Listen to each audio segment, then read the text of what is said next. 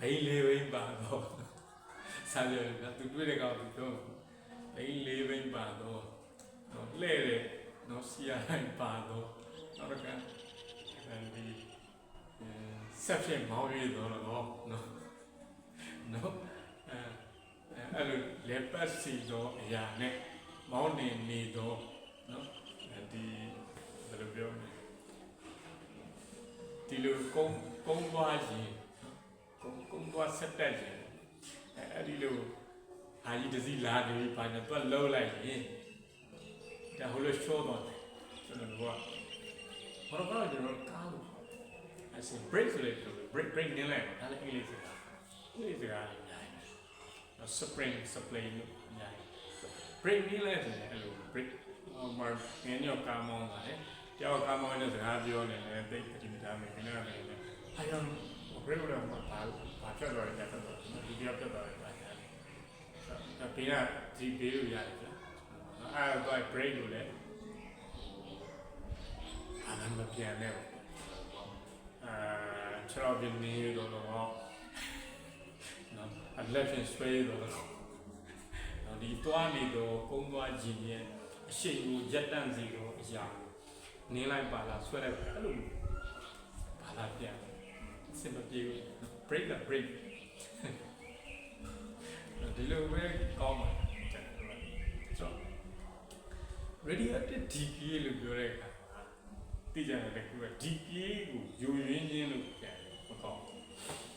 အဲ့တော့ဗျာdecay ပြည့်တယ်ဆိုတော့ကျွန်တော်တို့ astral nucleus check ကနေပြီးတော့ဒီ ray 3ခုခုအောင်မပေါ်တော့လည်းဖတ်လာတာဗျာ decay အဲ့လိုအင်္ဂလိပ်လိုပဲမှတ်နောက်တစ်ခုကလည်း radiated disintegration ဆိုတာတော့ဒါလည်းအဲ့လိုပဲမှတ်တာသူကအတစ်ဖြစ်ခြင်းလို့ပြိုကွဲခြင်းဆိုradio တတိကျွာဖြစ်နေတော့ nucleus ကြီးက disintegration ပြိုကွဲပြီးတော့အတစ်ဖြစ်သွားတာ disintegration ဟောဥမာတစ်ခုကနေနှစ်ခုကွဲသွားတာdisintegration နောက်ပြီး nuclear decay nuclear decay ဖြစ်ခြင်းနော် nuclear disintegration အတူတူပါဒါပြုတဲ့နာမည်ဆိုတော့အဲ့ဒီလိုမျိုးသုံးလို့ရတယ်ဒါပြပြနော်ဟိုငါလေကြတော့ကျွန်တော်လည်းငယ်ရာကကြည်လိုက်တယ်ဆောင်းသားအကြောင်းတွေဆိုတာတော့လည်းတော်တော်များများကမြန်မာလိုရေးချင်တယ်များတယ်နောက်တစ်ခုဘယ်လိုပြောမလဲဒီစာပိုက်တစ်ပိုက်ပဲပြပါပြီသူကမြန်မာလိုဘာသာပြန်ပြီးအဲ့တော့ချက်ငါတို့အပြင်ကျွန်တော်တို့ငါအဲ့လိုဖြစ်တယ်ဒါကြောင့်မလို့ကျွန်တော်တို့ကအဲ့ဒီမြန်မာလိုဘာသာပြန်ပြီးစာချက်မယ်ဆိုတာချက်ကျွန်တော်တို့အကြောင်းအရာတစ်ခုကိုကျွန်တော်တို့နားလဲတယ်လို့ဆွေးနွေးတာပြန်ပြောပါမယ် in 1896 1896ခုနှစ်မှာ Henry Becquerel ဆိုတဲ့ပညာရှင်တစ်ယောက်က discover ရှာဖွေတွေ့ရှိခဲ့ပါတယ် that ပါလဲဆို uranium salt ဆိုတဲ့ uranium compound တစ်မျိုးဒီ emit radiation ဖြတ်ထွက်ခြင်းနဲ့ထုတ်လွှတ်နေပါတယ်အဲ့ဒီဖြတ်ထွက်ခြင်းတွေက which affect ဆိုတာအကျိုးတရားမှာဖြစ်သွားတယ် photographic plates ဆိုတဲ့ဓာတ်ပုံဖလင်များတွေကို affect ဖြစ်ပါတယ် and be cause ionization ionized ဖြစ်ပါတယ်ဓာတ်ပုံဖလင်များတွေပျက်စီးသွားတယ် ionized ဖြစ်တဲ့အတွက်အတူတူပြန်ပြိုကွဲပျက်စီးအဲ့တော့ the radiations are emitted from the nucleus of uranium atoms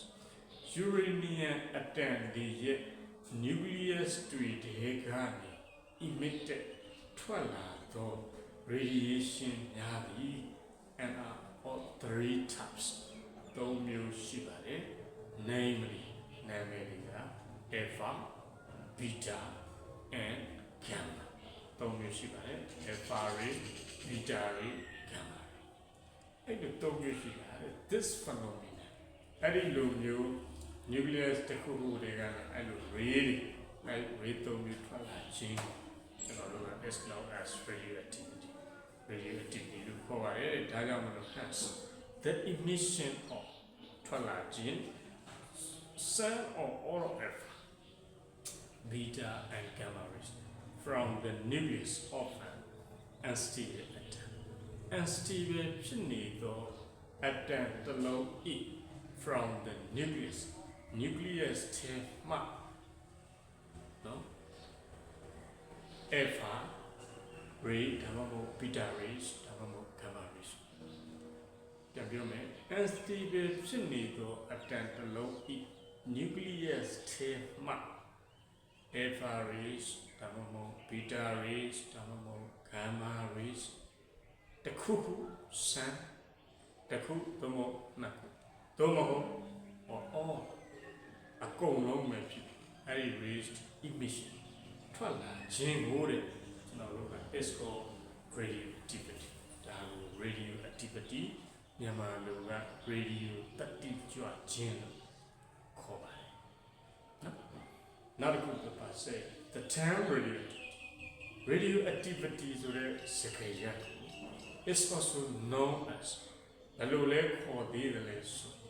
radioactive decay လို့လည်းခေါ်တယ် radioactive disintegration လို့လည်းခေါ်တယ်နောက်တစ်ခုက nuclear decay လို့လည်းခေါ်တယ် nuclear disintegration လို့လည်းခေါ်ဆိုပါတယ်ဆိုတော့ကျွန်တော်တို့ဒီစာပိုက်ကိုဖတ်ပြီးရင်ဘာတွေသိသွားရမှာလဲအလွတ်ကျက်မှာသိရမယ်အသိပြအဲ့ဘာလဲ radioactivity ဆိုတဲ့သဘောတရားဘယ်သူတွေ့ရလဲချက် Henry Becquerel ဆိုတဲ့ပညာရှင်ကတွေ့ရှိရတယ်ချက်ပါဘယ်နှစ်ခုနှစ်က1896ခုနှစ်ကဖြစ်ပါတယ်နှစ်ချက်နောက်ခုကအဲ့ဒီလိုဒီ radiation ဖြစ်တဲ့ radioactivity ဖြစ်တဲ့ rays ကဘယ်နှမျိုးရှိလဲသုံးမျိုးရှိပါတယ်ဘာတွေလဲ alpha beta gamma နာမည်ရ alpha ray တို့ beta rays တို့ gamma rays တို့သုံးမျိုးဖြစ်ပါတယ်ဒါဆိုခင်ဗျားအနေနဲ့ radioactivity ဆိုတော့ဘယ်လိုနားလည်လဲဆိုရင် the emission of some or alpha beta and gamma rays from the nucleus of an unstable atom is called radioactivity အဲ့ဒီစီခင်ဗျားက radioactivity ဆိုတော့ဘယ်လိုနားလည်တယ်လဲလို့မေးလာရင်အဲ့ဒီစာကြောင်းကိုရေးပြရတယ်နောက်တစ်ခုကဒီ radioactivity ဆိုတဲ့စကားရပ်နောက်ထပ်နာမည်တွေနဲ့ဘယ်လိုခေါ်လို့ရသေးတယ်လဲလို့မေးလာရင် the term radioactivity is also known as radioactive decay radioactive disintegration nuclear decay nuclear disintegration အဲ့ဒီလိုလေခေါ်လို့ရပါတယ်ရှိပြီဒါစာပိုက်တစ်ပိုက်ပေါ့နားလေဖြစ်ပါတယ်နာနာဖတ်ပါညာညာဖတ်ပါတဖြည်းဖြည်းနဲ့စဉ်းစားပါချရေးပါအဲ့ဒါမှရပါအလွတ်ရပါအလွတ်ကိုရင်တော့မကြက်ပါဘူးစာပိုက်ကိုပြလို့ဘာတိတိကျစွတ်ကြလိုက်အသိမှာနားလေအောင်ဖတ်ပါစဉ်းစားရေး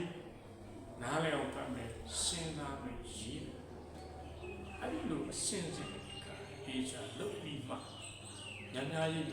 အဲ့ရေးတဲ့အစဉ်ညာရေးလိုက်ပြီးပြီးနဲ့ရအဲ့ဒါကဘယ်တော့မှမမေ့နားလေအောင်လုပ်ခြင်းစဉ်းစားခြင်း scanning thinking writing scanning thinking writing scanning နာနာလို့ in thinking အဲ့ကိုလိုက်ပြီးစဉ်းစားခြင်းပြီးရေးများရေး okay တော့စာကြက်တာစာလေးလာဆိုတော့ကိုကသူမေးတဲ့အခါမှာအလွတ်လဲရေးပြရမှာဖြစ်တယ်ပြော writing ကိုလည်းများလုပ်လို့ပါတယ်အဲ့ဒီခါမှာသူ့လည်းရတယ်